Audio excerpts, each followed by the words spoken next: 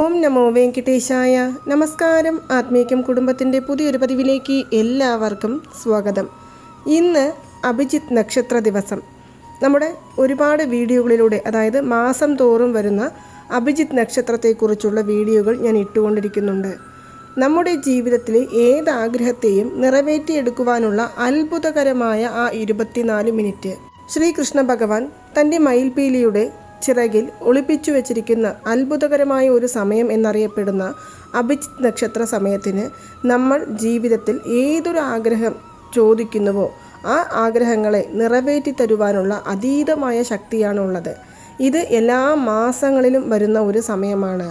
ഉത്രാടം നക്ഷത്രം അവസാനിക്കുന്നതിന് മുന്നേ ഉള്ള 12 മിനിറ്റും തിരുവോണം നക്ഷത്രം ആരംഭിക്കുന്നതിന് മുന്നേയുള്ള 12 മിനിറ്റും ചേർന്ന് വരുന്ന ഈ സമയത്തെയാണ് അഭിജിത്ത് നക്ഷത്ര സമയം എന്ന് പറയുന്നത്.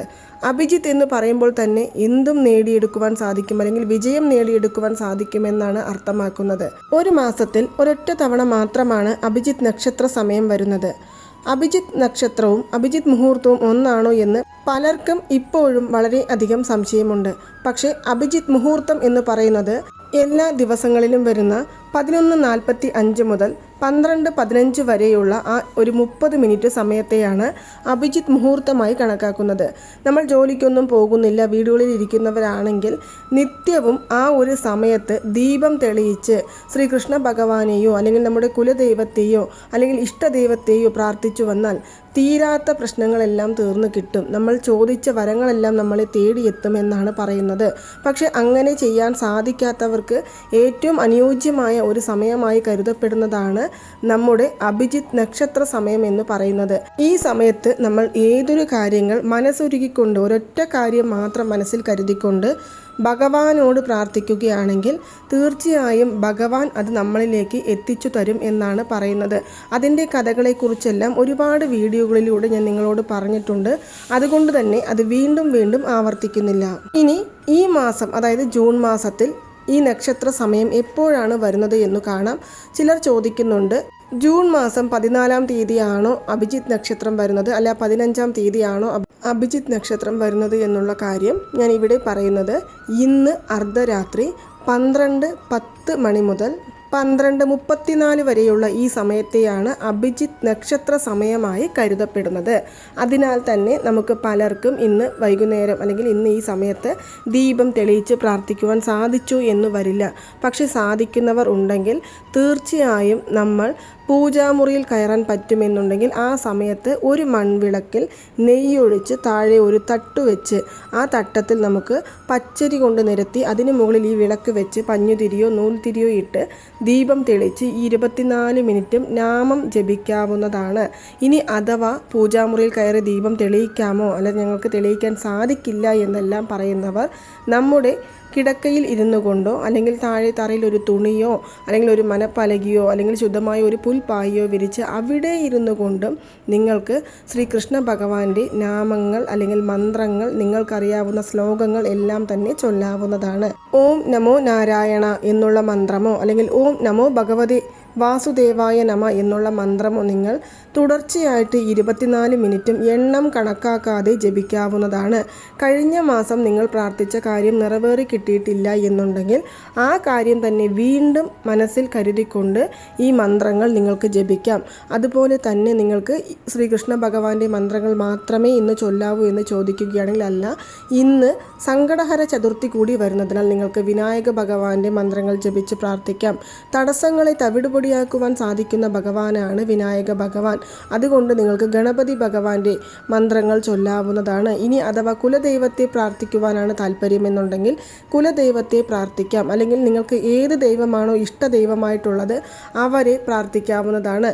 ഇങ്ങനെ നമ്മുടെ ഒരൊറ്റ ആഗ്രഹം മനസ്സിൽ കരുതിക്കൊണ്ട് നമ്മൾ ഇന്ന് വരുന്ന ഈ 24 മിനിറ്റിൽ പ്രാർത്ഥിക്കുന്ന ഏതൊരു കാര്യങ്ങളും ഉടനടി നിറവേറി കിട്ടും.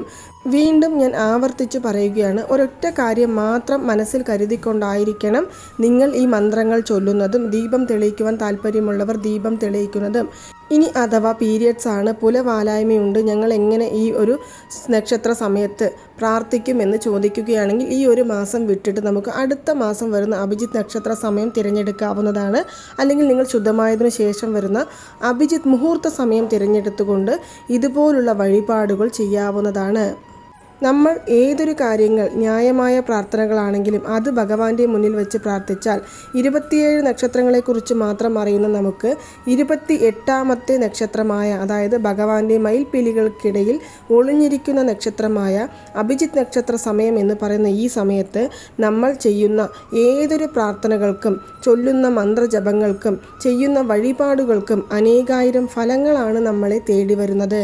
സാമ്പത്തികപരമായ ബുദ്ധിമുട്ടുകൾ മാറിക്കിട്ടണമെന്ന് മനസ്സിൽ കരുതിക്കൊണ്ടാണെങ്കിലും അല്ലെങ്കിൽ നമ്മൾ വേറെ ഏതെങ്കിലും തൊഴിൽ സംബന്ധിച്ചുള്ള കാര്യങ്ങളാണ് അത് നേടിയെടുക്കണമെന്നുണ്ടെങ്കിലും ബിസിനസ്സിൽ ഡെവലപ്മെൻറ്റ് ഉണ്ടാകണമെന്ന് ആഗ്രഹമുള്ളവരും അതുപോലെ തന്നെ ആരോഗ്യപരമായ പ്രശ്നങ്ങൾ മാറിക്കിട്ടണം, അല്ലെങ്കിൽ വിദ്യാഭ്യാസത്തിൽ ഉയർച്ച നേടണം, അതും അല്ലെങ്കിൽ നമ്മൾ ആഗ്രഹിച്ചതുപോലുള്ള ഒരു ജീവിതം നമുക്ക് നേടിയെടുക്കുവാൻ സാധിക്കണം, നമ്മുടെ ജീവിതം ഉയർച്ചയിലേക്ക് എത്തണം എന്നെല്ലാം ഇങ്ങനെ അനേകായിരം ആഗ്രഹങ്ങൾ ഒരാളുടെ ജീവിതത്തിൽ ഉണ്ടാകും. അതിൽ ഏതെങ്കിലും ഒറ്റ ആഗ്രഹം മാത്രം മനസ്സിൽ കരുതിക്കൊണ്ട് നമുക്ക് ഇന്നത്തെ ഈ വഴിപാട് ചെയ്യാവുന്നതാണ്. ഇനി വീട്ടിലെ ആരെങ്കിലും ഒരാൾ മാത്രം ഈ വഴിപാട് ചെയ്താൽ മതിയോ എന്ന് പലരും ചോദിക്കുന്നുണ്ട്. അപ്പോൾ അതിനുള്ളൊരു മറുപടി കൂടി പറയാം. നിങ്ങൾ നമ്മുടെ വീട്ടിലെ ആർക്കെങ്കിലും ഈ ഒരു വഴിപാട് ചെയ്യുവാനോ അല്ലെങ്കിൽ ഈ സമയം ഉപയോഗിച്ച് അവരുടെ ആഗ്രഹങ്ങൾ നിറവേറ്റിയെടുക്കുവാനോ മനസ്സിൽ ആഗ്രഹമുണ്ടെങ്കിൽ അവരെയും ചേർത്തിരുത്തിക്കൊണ്ട് നിങ്ങൾ ഒരുമിച്ചിരുന്നു കൊണ്ട് മന്ത്രങ്ങൾ ജപിക്കുന്നതും നാമങ്ങൾ പാരായണം ചെയ്യുന്നതും വളരെയധികം ഗുണം തരുന്നവയാണ്. പക്ഷേ രണ്ടുപേരും വേറെ വേറെ ആഗ്രഹം മനസ്സിൽ കരുതാതെ ഒരൊറ്റ ആഗ്രഹം മാത്രം മനസ്സിൽ കരുതിക്കൊണ്ടായിരിക്കണം ഈ വഴിപാട് ചെയ്യേണ്ടത്.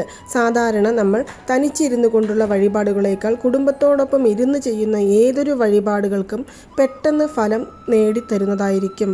ഇനി എല്ലാം ശ്രമിച്ചു നോക്കി പക്ഷെ യാതൊരു വിധത്തിലുള്ള ഫലവും ഇല്ല എന്നോർത്ത് വിഷമിക്കുന്നവർ, നമ്മുടെ ആഗ്രഹങ്ങൾ എന്ന് പറയുന്നത് വളരെയധികം ചെറുതല്ല. നമ്മളെല്ലാവരും ഏതൊരു ആഗ്രഹങ്ങൾ കരുതുകയാണെങ്കിലും ഒരുപാട് നാളായി നടക്കാത്ത കാര്യത്തെക്കുറിച്ച് അത് നടന്നു കിട്ടണമെന്നുള്ള ഒരു ആഗ്രഹം കൊണ്ട് തന്നെയാണ് ഇതുപോലുള്ള വഴിപാടുകൾ ചെയ്യുന്നതും പ്രാർത്ഥനകൾ ചെയ്യുന്നതും മന്ത്രജപങ്ങൾ ചൊല്ലുന്നതുമെല്ലാം. അതുകൊണ്ട് ചിലർക്ക് പെട്ടെന്ന് നടന്നു കിട്ടിയെന്നിരിക്കും. ചിലരുടെ ആഗ്രഹം വെറും 24 മിനിറ്റ് കൊണ്ട് നടന്നു കിട്ടും, ചിലർക്ക് 24 ദിവസം കൊണ്ട് നടന്നു കിട്ടും, ചിലർക്ക് ഒരു 3-4 ദിവസം എടുക്കും, ചിലർക്ക് ഒരു 3-4 മാസം എടുക്കും.